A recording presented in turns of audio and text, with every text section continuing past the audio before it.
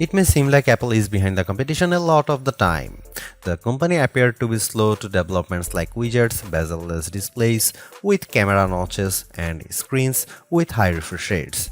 And with the iPhone 16 Pro, it appears to once again be late to the party, bringing generative AI features and a real button for the camera to its 2024 flagship.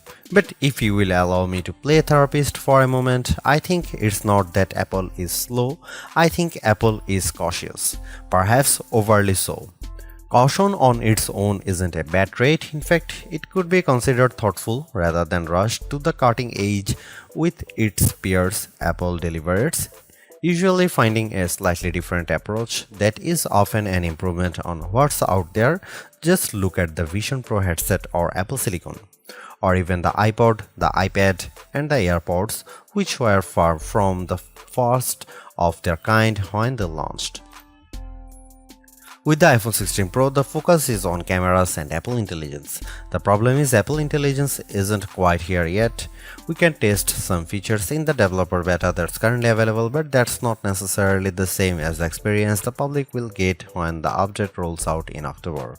It's not unprecedented for new iPhones to launch without some marquee features, sure, and thankfully there is still plenty that the iPhone 16 Pro brings. From camera control, the Fusion camera, and other video related updates to slightly bigger displays and iOS 18, the iPhone 16 Pro and Pro Max are intriguing successors, even absent the wanted intelligence features that are still to come. I am getting deja vu. Looking back at my review of the iPhone 15 Pro, I see a picture of that phone and its predecessor lined up by side to show just how much thinner the bezels are. Apple has once again trimmed the borders on its flagship phones, but while doing that enabled it to reduce the handset size in 2023. This year it allowed the company to cram in larger screens without much change in footprint.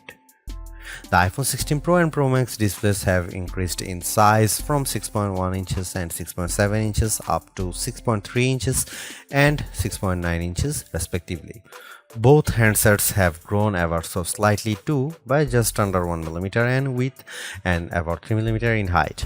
Basically, the iPhone 16 Pro and Pro Max are a hair wider and taller than their predecessors but maintain the same 8.25mm profile, and yet in spite of this minimal change, you won't be able to keep your old cases if you are upgrading from an iPhone 15 Pro to an iPhone 16 Pro. Not only would the cases not quite fit, you'd also need something with either a cutout or a sapphire crystal and conductive layer to be able to use the new camera control. Of course, Apple sells compatible cases, as do some third parties like OtterBox, so you have plenty of options. I have spent most of this year's hardware review season remarking how Samsung and Google's flagships feel like iPhones, and I have now reached a strange inception point. As I have been comparing competing phones for this review, I have been surrounded by about a dozen handsets from all these different companies on my couch, including last year's iPhone, the Galaxy S24 Plus, and the Pixel 9 Pro and Pro XL. Trying to figure out which one is the iPhone has become more confusing than ever, as they all feel similar in build. The best way to verify at a glance is looking at the camera arrays or my wallpaper. All that is to say that the iPhone 16 Pro feels similar to its predecessors, which is what these other companies have been attempting to emulate. Apple would be right to feel flattered by this imitation, and yet I have to wonder if it's time to do something different. Google's Pixel 9 Pro is actually a whole 6 grams lighter than the iPhone 16 Pro at 221 grams, and I'm absolutely smitten by its rich pink hue and shiny edges. Though I like the new golden desert color for the iPhone 16 Pro, I do wish Apple's premium flagship had more fun and vibrant exteriors. That said, I do love the base iPhone 16 in pink, teal, and ultramarine. Arguably, the biggest change to the iPhone 16 lineup, not to mention the iPhone 16 Pro, is the introduction of camera control. This is a button on the right side of the device which has touch and pressure sensors on it to enable greater control with swipes and semi-presses. One of the things this was supposed to do was let you push slightly on the button to trigger focus, similar to what half pressing a DSLR shutter button would do. That function won't be available at launch, so I can't say if it's effective. But by the large, camera control is a very Apple approach to a feature that has been around for years. From phones by Sony and Nokia with dedicated shutter buttons to Android handsets with hardware-based double-click shortcut, the notion of quick access to your camera without having to fudge with the screen is a popular one. For good reason too. I've hated having to swipe or long press the icon on my iPhone's lock screen in the past, and even though I could set the iPhone 15 Pro section button to open the camera, it just wasn't positioned well and I'd have to give up my mute button. So, Apple isn't breaking new ground with its hardware shortcut for a frequently used app, but it does do a few things differently. With the touch sensor, you can swipe on it to tweak things like exposure, zoom levels and tone, and the half press still works as a way to select options or go back out of menus within the camera control interface. In theory, it's a nice way to make changes in the fly. In reality, there are a few issues and they largely have to do with placement. The button sits a little further from the base of the phone than I'd like, so my fingers have to reach a bit more to press it, whether I was in landscape or portrait mode. This wasn't usually a problem when I had both hands free and could steady the iPhone with my other hand and readjust my grip. But if you are trying to take a quick shot with just one hand, the button's location can feel unintuitive. Of course, everyone has different finger lengths and ratios, so it's entirely possible that other people find this logical. It also depends on your grip. If you are cradling the bottom of the device in your palm, it's harder to maneuver. If you are covering part of the screen and reaching out for the button head on, it's slightly easier to use camera control. Still, even for those with the strongest claws, swiping and half pressing and double half pressing on the sensor is tricky. I was only ever really able to do that if I had my thumb holding up on the bottom edge and my middle ring and little fingers steadying the right end of the phone. Maybe this is a new camera grip I just need to relearn for this button. The awkward placement is a minor gripe compared to what I found most annoying, the button's touch sensor. Not only was it difficult to swipe through different settings when holding the device with one hand, it also reacts to accidental touches and swipes. Sometimes the phone would slide down my palm and change the exposure or zoom level, completely ruining the vibe. I should point out that you can go into accessibility settings to either tweak or swipe sensitivity or turn it off altogether if it really bothers you. Honestly, if you are planning on making adjustments with camera control, it's best to have time, patience, and both hands free. In those situations, I had a lot of fun editing settings and watching them by reflected in the viewfinder in real time. I also liked zooming in and out of subjects, decomposing a shot and tweaking exposure till I liked what I saw before then pushing down to snap the picture. I especially loved this while recording video since it makes slowly zooming in or out of a subject smoother than using the on-screen slider. Even if you are not a glutton for buttons, there are still some camera updates that might intrigue you. This year's flagships sport what Apple calls a 48-megapixel fusion camera, which has a faster quad-pixel sensor. This enables what the company describes as zero shutter lag, which is wording it has used repeatedly over the years. In this case, it's referring to how quickly the camera will capture a shot after you press the shutter button. I will admit I was initially confused by this update in part because it requires relearning some behaviors I had adopted to mitigate the shortfalls of older cameras. Basically, the iPhone 16 Pro's cameras are now so fast that when I asked someone to throw something so I could capture it in motion to see how still the images were, my shots ended up being of the person holding the object. Our video producer and I were very confused, and it wasn't until the zero shutter lag concept was explained clearer to me that I got it. I had become used to pressing the shutter early since cameras, in my experience, would be fractions of a second slow. Apple has become so fast that it actually captured the literal moment I tapped the button instead of the split second after when the object was in mid-air. Depending on your mood, the new photographic styles can be fun or serious. Apple's tweaked the built-in camera filters to not only offer more options but give you greater control. Due to how the company has refined its processing each year, there is also an improved depth map captured when it detects a face in the scene.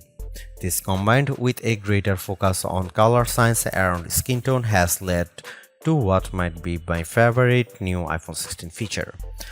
Whether I shot them in portrait mode or not, photos of people what I took using the iPhone 16 Pro were a dream to edit. Simply switching between the standard, natural, luminous, quiet or ethereal styles already resulted in improvements to be colors and shadows, but I could also tap on each thumbnail to across the new editing touchpad and drag a dot around. This let me more precisely tweak the hues and contrast levels, and an additional slider will let me adjust how warm the image was.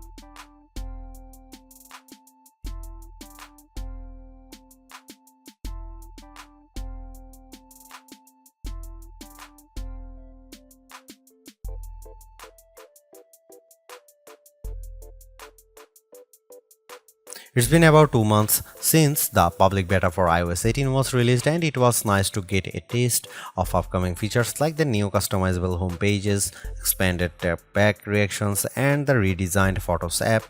With the iPhone 16 launch, iOS 18 is basically ready for prime time with some caveats.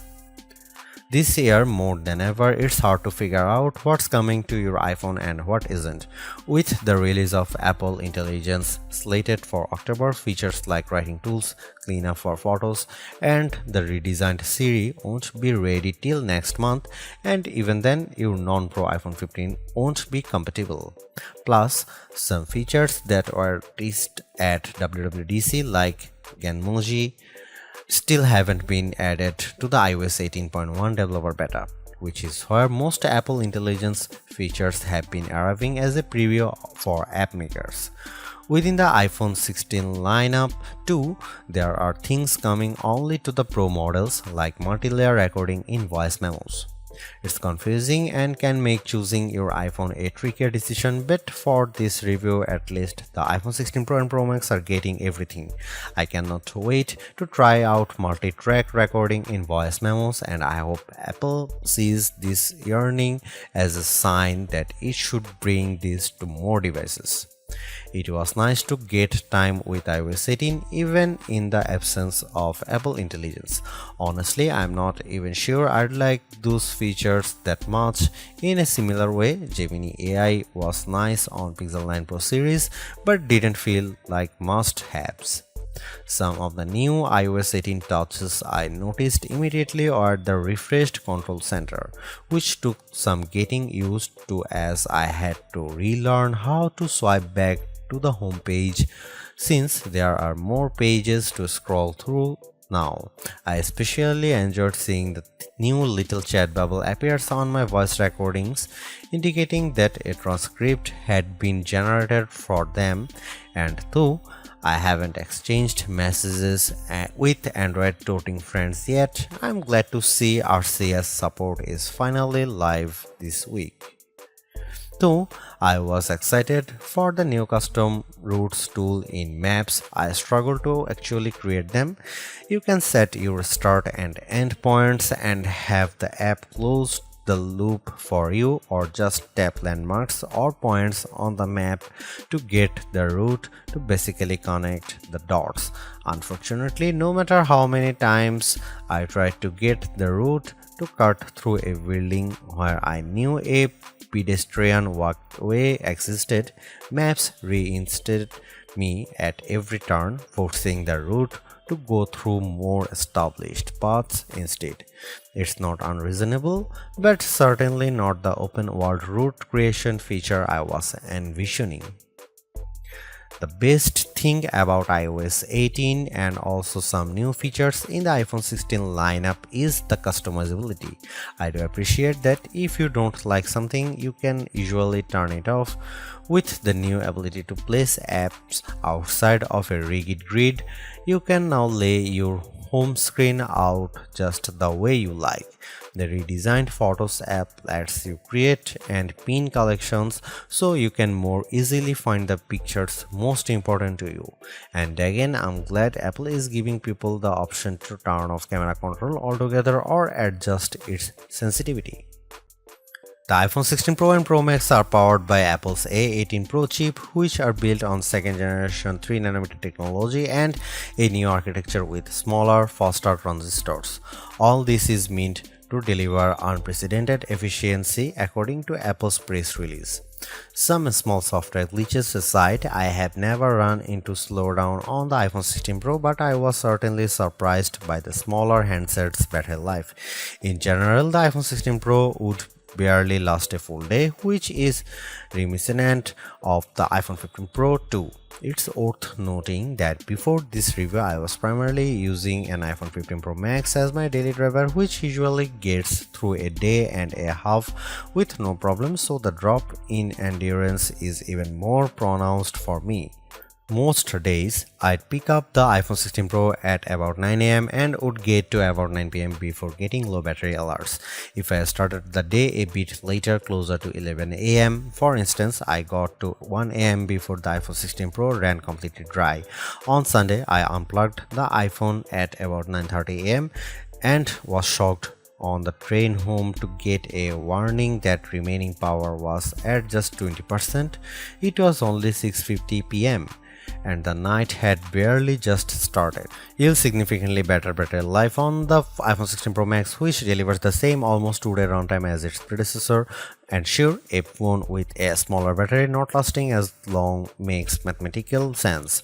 But considering the Pixel 9 Pro is a comparably sized handset and manages to last about 2 days, there's no excuse for the iPhone 16 Pro to conk out before the night is up. Apple's caution is sometimes warranted, especially at a time when mistrust of AI-generated content runs rampant. The company taking its time to get Apple Intelligence right is understandable, but its deliberation doesn't always lead to winners. While I appreciate the attempt to differentiate camera control with the touch sensor for more versatility, I am not yet convinced on its usefulness. The good news is, and I cannot stress this enough, you have the option to tune it to your liking, and that's the theme I'm seeing in recent Apple features that hint at more thoughtfulness than usual. If you don't like something or if something isn't right for your needs, you can adjust or disable it. In iOS 18, you have greater control over your home screen's app layout and can pin custom collections for easier reach. In the Photos app, the action button introduced last year could have been a spectacular fail had Apple not let you still keep it as a mute switch, but it managed to give people more functionality while maintaining the status quo for those who are just as resistant to change. Change is scary, change is hard, But without change, there is no progress. Apple's cautious approach is a tricky balancing act that's evident on the iPhone 16 Pro. Some new features like audio mix and custom routes in maps delivers mixed results, otherwise like photography styles are hits. Then there are the basic ingredients like good battery life and durable, attractive designs that Apple cannot neglect. The iPhone 16 Pro's subpar battery life holds it back from beating the competition, which is stiffer than ever this year, especially from Google. Luckily for Apple, most people who have iPhones are going to stick with iPhones. It's just easier. For those already sucked into the ecosystem, the iPhone 16 Pro are worth the upgrade from a model that's at least 2 years old. If you already have an iPhone 15 Pro, for the sake of our planet and your wallet, you might prefer to hold off on upgrading, especially since this year's devices aren't that much different.